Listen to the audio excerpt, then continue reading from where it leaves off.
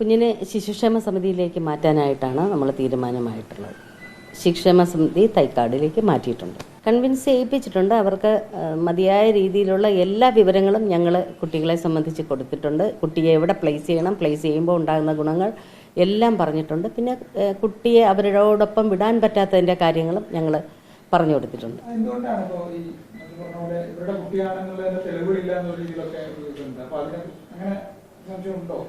ഉണ്ട്. കാരണം കുട്ടികളെ സംബന്ധിച്ചിടത്തോളം ഒരു ഐഡൻറ്റിറ്റിയും അവരുടെ കയ്യിലില്ല. ID കാർഡ്സ് ഒന്നും തന്നെ കുട്ടികളെ സംബന്ധിക്കുന്നില്ല, ബർത്ത് സർട്ടിഫിക്കറ്റ് ഇല്ല. അപ്പോൾ ഇതിൻ്റെയൊക്കെ അടിസ്ഥാനത്തിൽ ഇപ്പം എന്തായാലും ഹോസ്പിറ്റലിൽ നിന്ന് ബ്ലഡ് സാമ്പിൾ ടെസ്റ്റ് ചെയ്തിട്ടുണ്ട്. പാരൻസിൻ്റെയും കുട്ടിയുടെയും ബ്ലഡ് സാമ്പിൾ എടുത്തിട്ടുണ്ട്. അപ്പോൾ അതിൻ്റെ റിസൾട്ട് ഒന്ന് വരണം. പിന്നെ കേസ് അന്വേഷണം നടന്നുകൊണ്ടിരിക്കുകയാണ്, അതൊന്നുമായിട്ടില്ല. ഇതിൻ്റെയൊക്കെ അടിസ്ഥാനത്തിൽ ഞങ്ങൾ കുട്ടിയെ സേഫസ്റ്റ് പ്ലേസിലേക്ക് നമ്മൾ പ്ലേസ് ചെയ്തിട്ടുണ്ട്. അവിടെ ഈ കുട്ടിയുടെ ബ്രദേഴ്സ് 3 പേരും അവിടെയുണ്ട്. അപ്പോൾ ഈ 4 പേർക്കുമായിട്ട് അവരവിടെ വളരെ ഹാപ്പി ആയിട്ടാണ് ഈ ബ്രദേഴ്സ് കഴിയുന്നത്. അതുപോലെ തന്നെ ഈ കുട്ടിയും കൂടി ചെല്ലുമ്പോൾ 4 പേർക്കുമായിട്ട് വളരെ സന്തോഷകരമായിട്ട് കഴിയാൻ പറ്റും. അവരുടെ ഭാഷ ഒക്കെ ആയിട്ട് അവർക്ക് ജീവിക്കാൻ പറ്റും.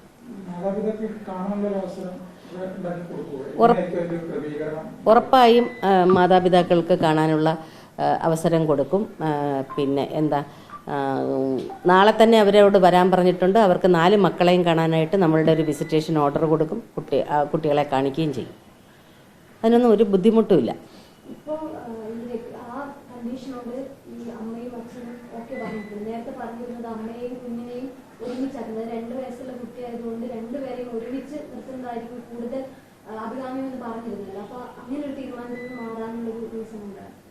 അങ്ങനെ അമ്മയും കുഞ്ഞിനെയും ഒരുമിച്ച് നിർത്താനും ഞങ്ങൾ തയ്യാറായിരുന്നു.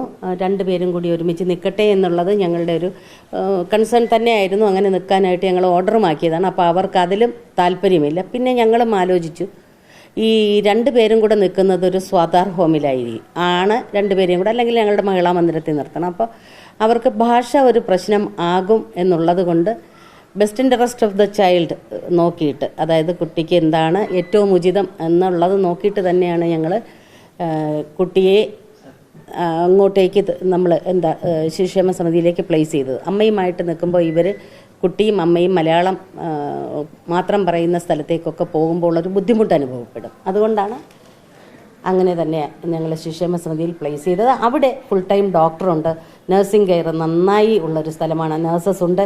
പിന്നെ ഓരോ കുട്ടിക്കും ഒരു അമ്മ എന്ന രീതിയിൽ അതിൻ്റെ കെയറും കിട്ടും. അപ്പോൾ എന്തുകൊണ്ടും കുട്ടിക്ക് കിട്ടുന്ന കെയർ തന്നെയാണ് ഞങ്ങളുടെ മെയിൻ കൺസേൺ ആയിരുന്നത്. അതുകൊണ്ട് തന്നെ കുട്ടിയെ സുരക്ഷിതമായി അങ്ങോട്ടേക്ക് മാറ്റിയിട്ടുണ്ട്, പ്ലേസ് ചെയ്തിട്ടുണ്ട്.